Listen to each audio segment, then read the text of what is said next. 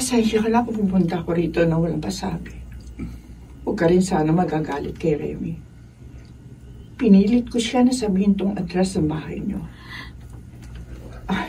Teka nga pala, asan ang manugang ko? Hindi ko pa siya nakikilala. Ano ba sadya nyo? Sabihin nyo na, busy ako. Kung kailangan nyo ng pera... Ganyan ba ang tingin mo sa akin? O bakit? Ano pa bang ibang dahilan para puntahan nyo ako dito? Mula na nagdesisyon kang umalis sa bahay, ni minsan hindi kita inabala. Hindi ako nanghingi sa'yo. Kahit ako na lang ang magtrabaho, kaysa manghingi ako sa'yo. Inunawa ko ang kalagayan mo dahil alam ko, desidido kang abutin ang mga pangarap mo. At ayokong hadlangan yon. Lalo na tularin akong kakayahang suportahan ka sa mga nais mong gawin sa buhay. Pero hindi ibig sabihin noon, hindi na kita iniisip. Anak kita.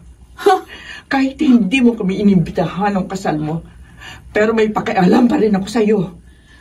Ayoko makita masira ang pamilyang sinisimulan mo pa lamang na buuin. Sino ka para sabihin sa akin kung ano ang dapat at hindi ko dapat gawin?